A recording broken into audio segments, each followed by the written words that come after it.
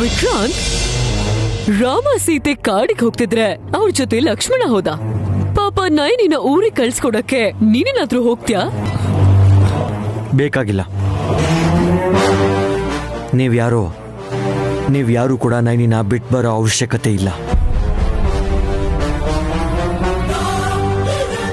ಹಾಗಾದ್ರೆ ಒಬ್ಳೇ ಹೋಗ್ತಾಳಾ? ಅವತ್ತು ರಾಮನ್ ಹಿಂದೆ ಸೀತಾದೇವಿ ನಡೆದ್ಲು. ಇವತ್ತು ನೈನಿ ಹಿಂದೆ ನಾನು ನಡೀತೀನಿ. ವಿಶಾಲ್,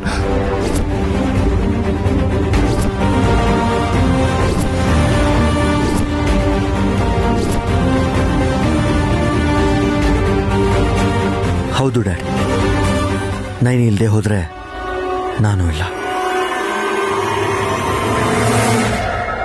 ಅವಳು ಎಲ್ಲಿರ್ತಾಳೋ ನಾನು ಅಲ್ಲೇ ಇರ್ತೀನಿ. ಬೇಡ ಕಂದ, ನೀನ್ ಕಷ್ಟ ಪಡೋದನ್ನ ನನ್ ಕೈಲಿ ನೋಡಕ್ಕಾಗಲ್ಲ. ಕಷ್ಟನೇ ಗೊತ್ತಿಲ್ದಿರೋ ನೀನು ಮನೆಯಿಂದ ಆಚೆ ಹೋದ್ರೆ ಹೇಗ್ ಬದುಕ್ತೀಯ ಹೇಳು? ನನ್ನ ಪ್ರಾಣ ಇರೋವರೆಗೂ ಜೊತೆಲೇ ಇರ್ತೀನಿ.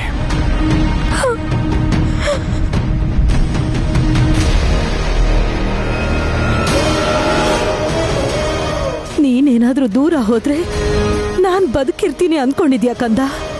ಎಷ್ಟು ನಾಟಕ ಆಡ್ತಿದ್ದಾರೆ ಇವರು. ಮಾಮ್, ನಾನು ಈ ಮನೆಗೆ ದೂರ ಆಗ್ತೀನಿ ಹೊರತು ನಿಮ್ಮ ಕಣ್ಣಿಗೆ ದೂರ ಆಗೋದಿಲ್ಲ. ಓ, ನಮ್ಮ ಕಂಪ್ನಿಯಲ್ಲೇ ಕೆಲಸ ಮಾಡಿಕೊಂಡು ನಮ್ಮವ್ರನ್ನೆಲ್ಲ ಗಮನಿಸ್ತಾನೆ ಇರ್ತೀನಿ. ನಮ್ನ ಅದ್ ನೀನ್ ಅನ್ಕೊಂಡ್ರೆ ಸಾಕಾಗಲ್ಲ ಮಿಸ್ಟರ್. ಕಂಪ್ನಿಲಿ ಕೆಲಸ ಮಾಡಬೇಕು ಅಂತಿರೋ ನೀನು ಮ್ಯಾನೇಜಿಂಗ್ ಡೈರೆಕ್ಟರ್ ಆಗಿ ಕಂಟಿನ್ಯೂ ಮಾಡೋದಕ್ಕಾಗಲ್ಲ.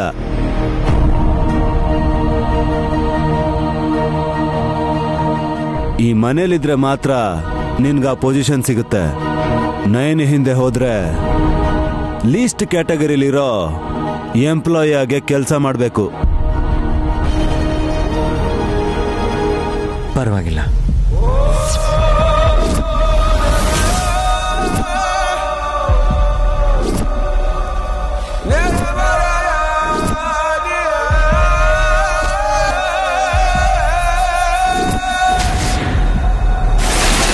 ನೈನಿ,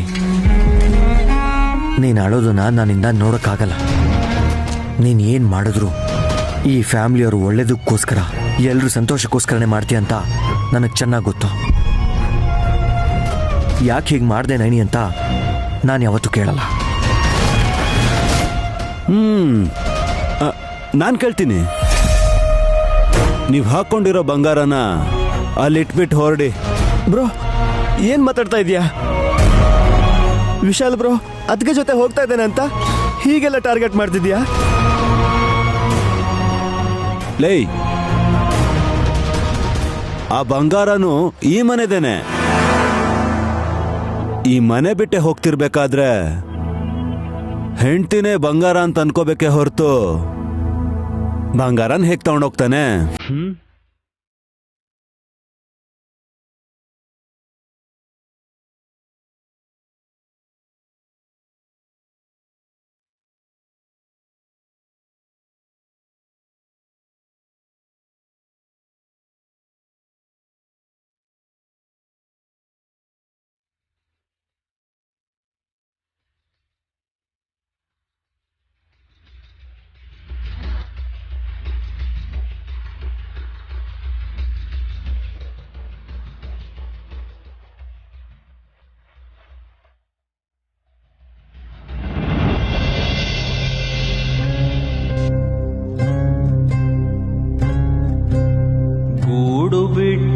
ಹಾರಿ ಹೊರಟಿದೆ ಆಸೆ ಬಾನಾಡಿ, ತನಗೇನು ಬೇಕೋ ಅರಸಿ ಹೊರಟಿದೆ ಜಗದಿ ಕಾದಾಡಿ. ದೂರ ತೀರದ ಕೂಗು ನಿನಗೀಗ ಕೇಳಿದೆ ಹೋಗು, ಇಲ್ಲಿ ಹುಟ್ಟಿದೆ ಅಲ್ಲಿ ಬದುಕಿದೆ ಇದುವೆ ವಿಧಿ ಬರಹ.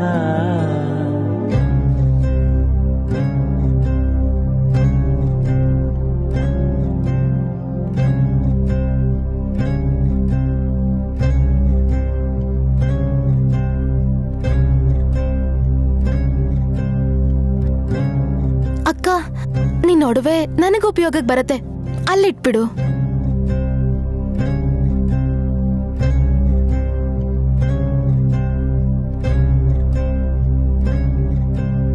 ಬೇಕು ಅಂಬೋದ ಬೇಡ ಅನ್ನೋದು ಒಂದೇ ಮಾತಲ್ಲಿ ಹೇಗೆ ಹೇಳೋದು. ಕೈಯ ಹಿಡಿದ ಕರ ನೀನು, ಹುಯ್ಯೋ ಮಳೆಯ ಥರ ನೀನು ನನ್ನ ಬಾಳಿಗೆ.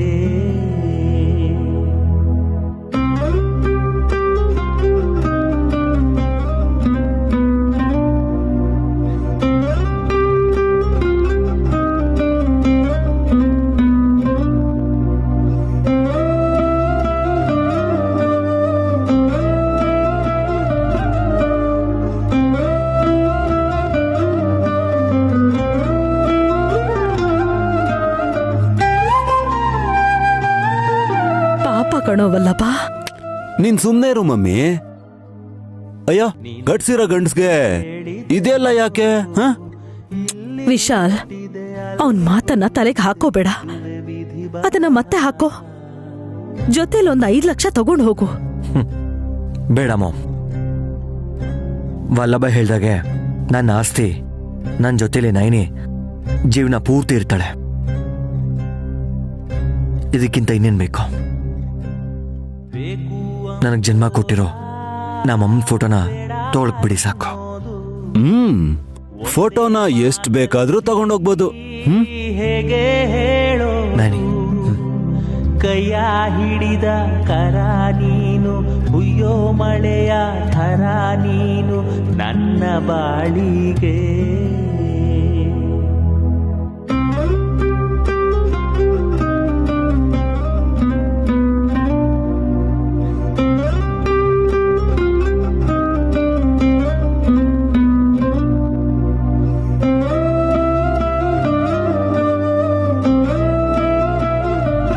ನಿಮ್ಮ ಹತ್ರ ಕ್ಷಮಿಸಿ ಅಂತ ನಾನ್ ಬೇಡ್ಕೊಳ್ಳೋದ್ ಬಿಟ್ರೆ ಈಗ ನಾನು ಏನು ಮಾಡಕ್ಕಾಗ್ದೇ ಇರೋ ನಿಸ್ಸಹಾಯಕಿಯ ಮೊರೆ.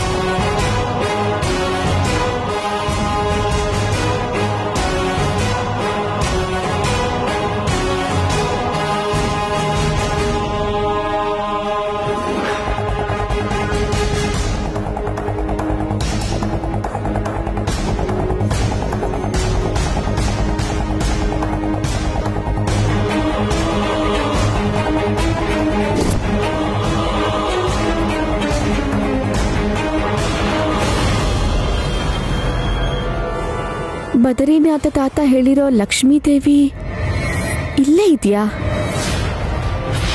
ಈ ರುದ್ರಾಕ್ಷಿ ಇಲ್ಲಿದೆ ಅಂತಂದ್ರೆ ಏನೋ ರಹಸ್ಯ ಇರಬೇಕು. ಈ ಮನೆ ಬಿಟ್ಟು ಆಚೆ ಹೋಗೋ ಮೊದಲು ಇದು ಇಲ್ಲಿ ಕರ್ಕೊಂಡು ಬಂದಿದೆ ಅಂತಂದ್ರೆ, ಮೊದಲೇ ಹೀಗೆಲ್ಲ ಬರ್ತಿದ್ದಾರೆ ಅಂತಂದ್ರೆ, ಈ ಲಕ್ಷ್ಮೀ ದೇವಿ ಫೋಟೋನ ನನ್ನ ಜೊತೆನೆ ತಗೊಂಡು ಹೋಗೋದು ಒಳ್ಳೇದು ಅಂತ ಅನ್ಸುತ್ತೆ.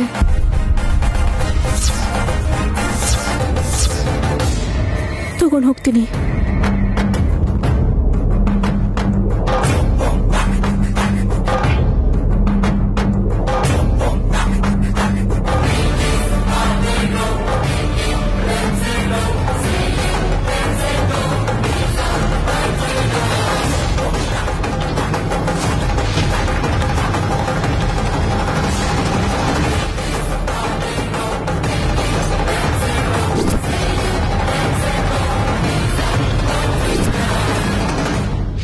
ಏನ್ ಮಾಡ್ತಿದ್ಯಾ?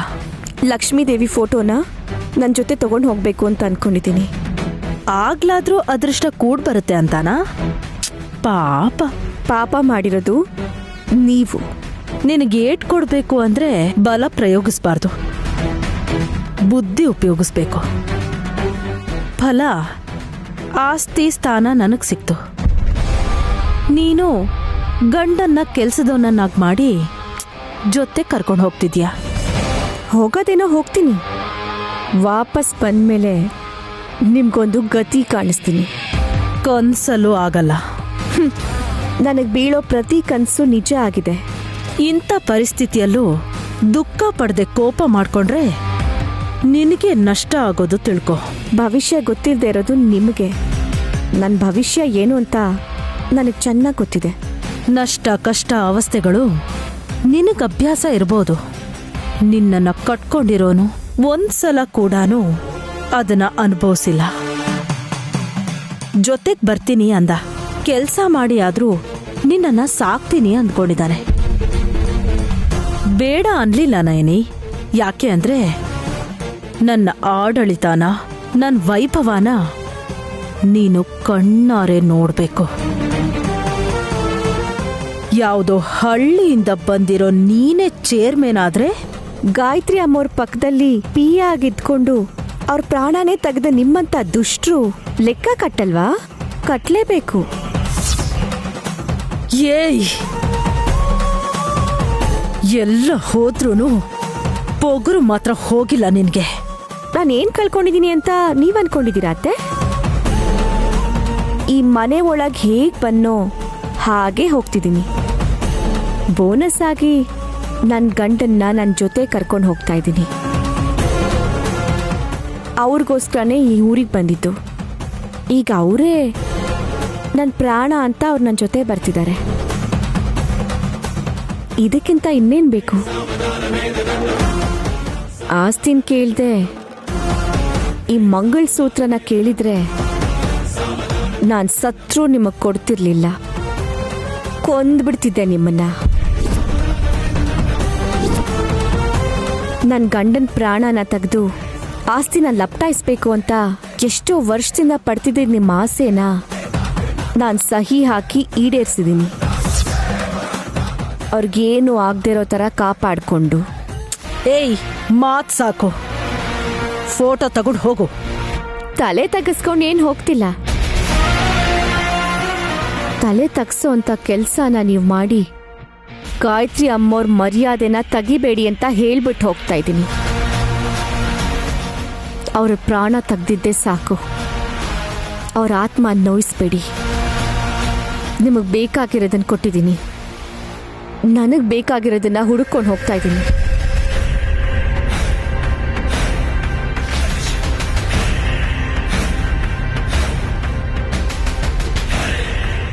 ಇವಳಿಗೇನು ಸಿಗತ್ತೆ? ಎಲ್ಲ ಕಳ್ಕೊಂಡಿರೋಳ್ಗೆ ಹುಚ್ಚಿ ಅನ್ನೋ ಪಟ್ಟ ಸಿಗತ್ತೆ. ಆಪತ್ತಲ್ಲಿದ್ರೂ ಒಂಚೂರು ಹೆದರದೆ ಶಪಥ ಮಾಡ್ತಿದ್ದಾಳೆ. ನೋಡ್ತೀನಿ ಅಂಬಾರಿಯಿಂದ ಇಳ್ದಿರೋ ಇವಳು ಮತ್ತೆ ಅಂಬರವನ್ನ ಹೇಗೆ ಏರ್ತಾಳೆ ಅಂತ ಖಂಡಿತವಾಗ್ಲೂ ನಾನು ನೋಡ್ತೀನಿ.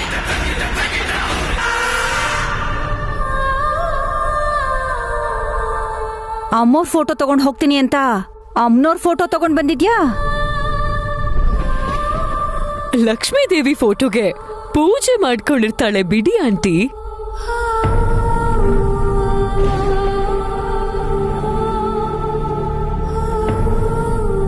ನಯನಿ, ಈ ಮನೆ ಮಹಾಲಕ್ಷ್ಮಿ ತರ ಎಷ್ಟು ದಿನ ಇದ್ಲು. ಈಗ ಈ ಮನೇಲಿದ್ದ ಲಕ್ಷ್ಮಿ ಫೋಟೋನ ತಗೊಂಡು ಹೋಗ್ತಿದ್ದಾಳೆ. ಪರವಾಗಿಲ್ಲ ಬಿಡು ದುರಂದರ. ಒಂದೊಂದ್ ಪೈಸೆನೂ ಕೂಡಿಟ್ಟು ಬದುಕ್ಬೇಕು ಅನ್ನೋ ಪರಿಸ್ಥಿತಿ ಬಂದಾಗ ಧನಲಕ್ಷ್ಮಿ ಆಶೀರ್ವಾದ ಕೂಡ ಬೇಕಲ್ವಾ?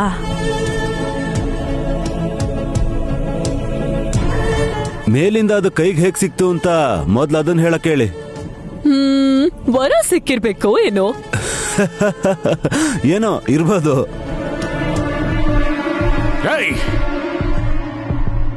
ಒಳ್ಳೆಯವರನ್ನ ಮುಗ್ಧರನ್ನ ಅವಮಾನ ಮಾಡಿದ್ರೆ ಆಮೇಲೆ ಆಗೋ ಪರಿಣಾಮನ ತಡ್ಕೊಳಕ್ಕಾಗಲ್ಲ ಕೊಡ ನಿನ್ಗೆ.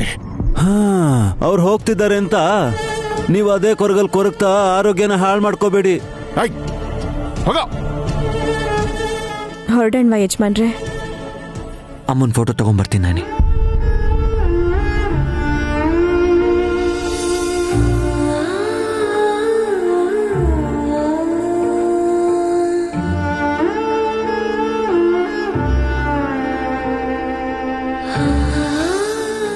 ಅಮ್ಮ, ನನ್ನ ಹೆಂಡತಿ ಜೊತೆ ನಾನು, ನಿಮ್ಮ ಮಗನ ಜೊತೆ ನೀವು. ಈಗ ಹೋಗೋಣವಮ್ಮ.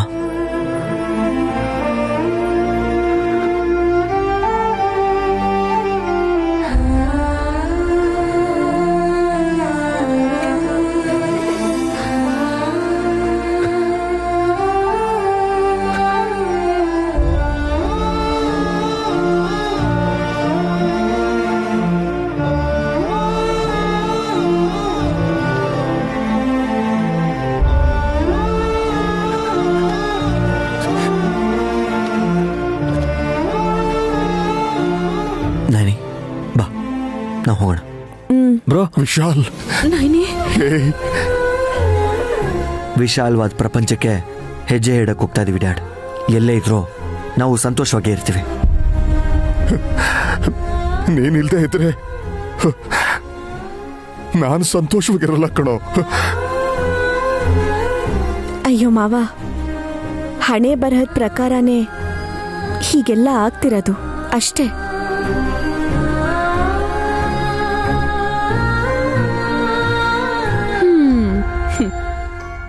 ನೀವು ಧೈರ್ಯವಾಗಿರಿ.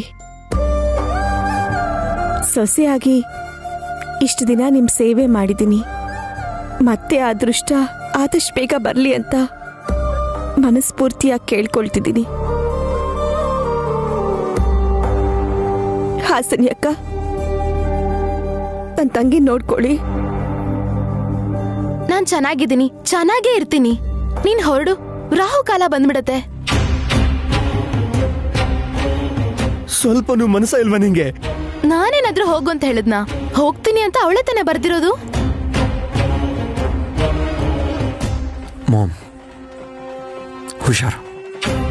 ನೀನ್ ಹುಷಾರು ಕಂದ. ಸಾಕು ಇನ್ ದಯಮಾಡ್ಸಿ. ಯಜಮಾನ್ರೆ, ನಡೀರಿ. ವಿಶಾಲ್, ನನ್ನ ಮಾತು ಕೇಳು ವಿಶಾಲ್. ನೈನಿ, ನನ್ನ ಮಾತು ಕೇಳಮ್ಮ.